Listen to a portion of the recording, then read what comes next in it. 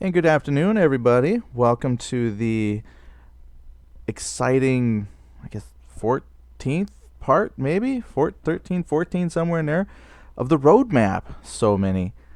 But today we're going to talk about death. Last time we talked about batteries, I believe. It's a huge roadmap. So go to deadlinger.com, click on the development roadmap. And I know that might sound bad. You're like, wow, this thing is so big. Why is it so big? Because they actually have a lot of content they're going to be adding that they do have. And what's cool is you get to see a lot of these things are in here kind of as the framework. And so I lose track sometimes of where we're at. But it is a lot to cover. So yeah, battery was last time, death is today. So in the Dead Linger, dying is a part of the game. Lots of unique ways to die. So there's from extreme to mundane. It says there's you can fall from your death, which they recently added. It used to be, you could fall from any height, you're good. But now you can take fall damage. The nice thing is you can mitigate some of that fall damage by holding your control key, and your character will get into a roll. So you can try to roll out of the damage, do a little parkour. You can get eaten by zombies.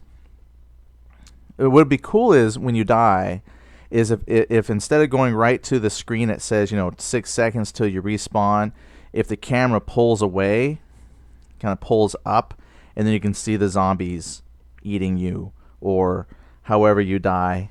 That'd be cool. But then you can actually see getting eaten.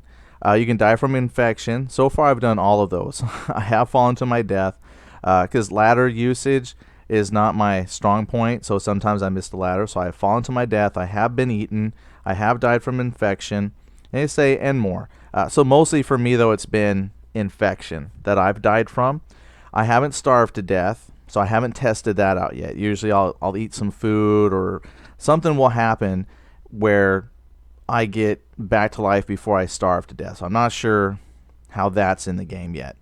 But it does say we plan to add many more ways to disembowel, decapitate, or otherwise die before game is complete. This also includes the way we dispose of bodies and the length for which bodies stay in the world. Bodies will want to be disposed of or avoided entirely. While they currently disappear after a short time, they will eventually decompose and fade away after a much longer period of time. And I think they're talking mostly about the zombie bodies, because if you go through and just clear out a large swath of zombies, they just kind of disappear, kind of swallow into the ground, something, but they disappear over time. And I could see why you would want those corpses to stay longer, to kind of give you that sense of, there's dead people everywhere. And that would be good because you can add in things like if you were to come in contact with the dead bodies, maybe there's a chance of infection, decoration. You see all that blood everywhere, just, the corpses to decorate the world. But I could see why right now they disappear. It's a frame rate hit. You see this in a lot of games, disappearing bodies, because it's a strain on the server. It's a lot for the computer to keep track of. So if every time you round a corner and there's the corpses you killed last week on top of everything else it's got to keep track of, it's going to be a frame rate hit. One of their latest tweets I read said, actually it was the preview, the patch preview. It talked a lot about, they put another major focus and emphasis on frame rate improvement. So, those kinds of things in time might not be such a big deal, and so they can leave the corpses in a lot longer. Plus, they can be an obstacle. Might not be able to walk through the corpse because there's a body in your way. So if you kill a whole bunch right out front, of your house, it'll be hard to leave the house. You gotta jump over all these corpses. So I can see there, a lot of use to have the bodies there. And currently, after a few seconds or so, they disappear. Not a big deal. But now, the survivor in me is thinking, there's a scene in the movie 300. Spoiler, but they're working on repairing part of the wall there at Thermopylae, and they're putting bodies of their enemies in the wall to kind of hold it together. So it's, in addition to stone, it's got a whole bunch of corpses. So I was thinking, well, shoot, my bales of hay didn't work. Maybe I could just drag and stack all these corpses. Eventually they'll disappear, and I got to replenish my wall of corpses. But in a makeshift world, sometimes you gotta do what you got to do. But I could see, this is probably going beyond the scope of what they would ever want to do. But I mean, I could see where if the corpses have a lingering chance of giving infection, maybe you got to burn them now. So, excuse me. So that would be a way to get rid of them. So let's say they said it's where they have like a 1 week timer in game, 1 week cycle. Well, depending on where you've killed those corpses, that's putting a lot of infection in the area. So you might want to burn them. So now you got to build like your little fire, drag the corpse onto it. Because right now we can drag furniture and stuff around. It probably would not. Well, I don't know. I don't program, but I don't know how much of a stretch it would be to just be able to click on the corpse, drag it onto the fire, and then have it burn. Just treat it like wood and then just have it burn, and there you go. You got rid of the corpse, chance of infection gone. So in my mind, I see things that they can do with that. Now, as far as death, I guess, let's talk about this next one. We'll just skip ahead here and include what was going to be tomorrow's topic. Since we're talking about death, let's talk about the death penalty. So you get a twofer today. Buy one, get one free. So the difficulty settings and death penalty, since we're talking about that. Since that first one, death, kind of seems, the bodies, the death penalties, that they just go together. So the current difficulty in Dead Linger is hard, but this doesn't cover the other options required for survivors for a truly fun and challenging experience. We are soon removing the ability to respawn with your gear when you die. We kept this feature for so long to discourage PvP, but we have more features on that front coming soon as well. Our plan is to add at least 4 tiers of difficulty from easy to permanent death, which adjust the amount of gear lost when killed, and other factors that are character dependent. We are having difficulty character dependent, allowing survivors to play with one another, even if they aren't playing on the same difficulty level, as long as the server permits their difficulty ranges. Survivors will soon be required to retrieve their gear from their corpse after death, regardless as to whether or not their corpse is still walking about. Alright, so yeah, that's a lot there. One of the tweets they put out a little while ago, I think we covered in a tweet review, states that, yeah, they've got it set up now to where you have to do a corpse run. When you die and you respawn, your items are left behind on your corpse.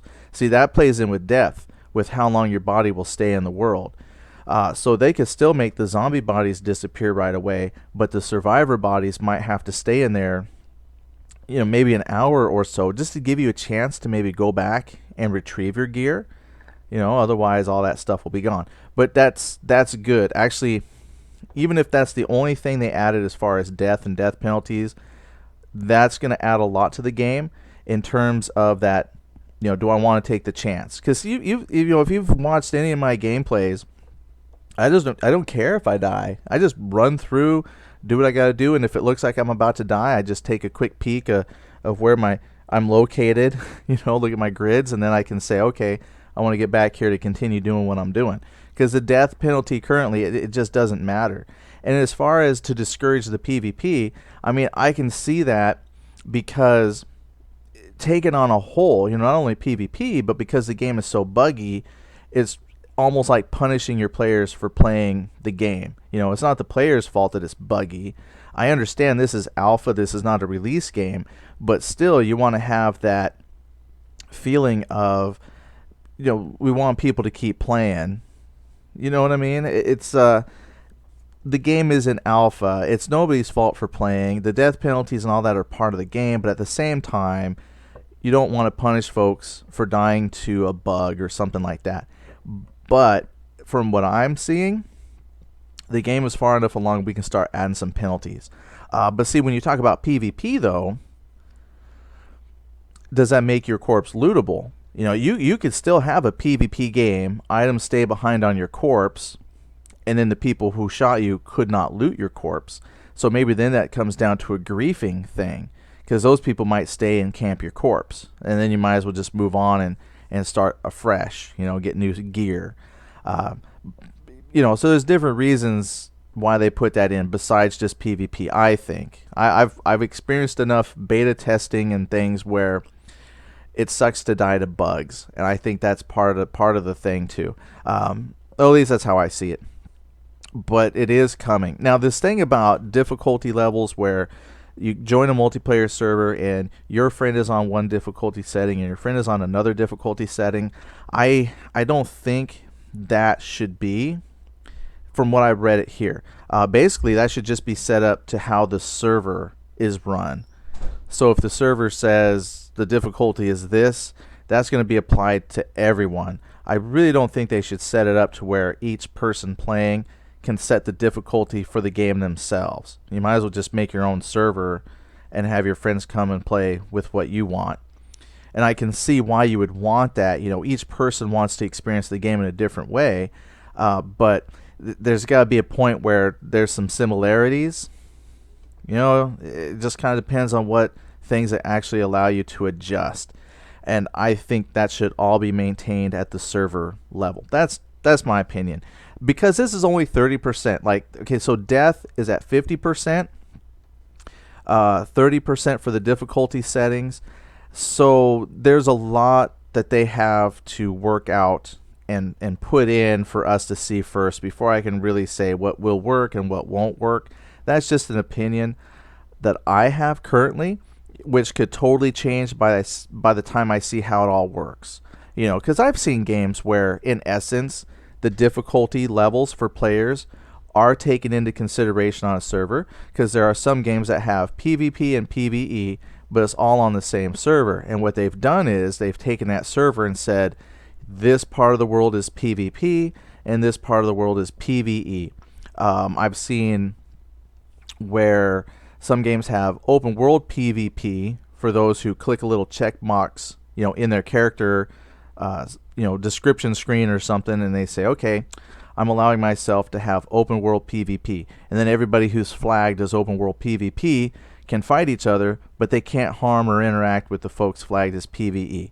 So, I mean, it can work, but it's just in my thought where it's a survival game.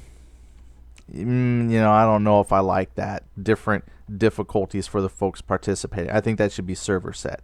And the thing in here soon about permadeath, I'm okay with that too. As long as I can respawn back in the same server, it would just be with a new person that starts off with nothing.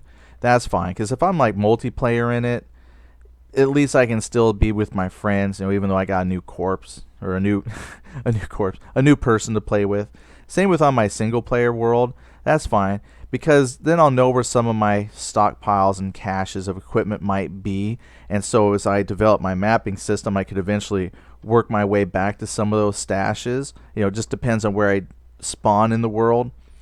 I'm cool with that. So I'm really excited to see what's gonna happen next.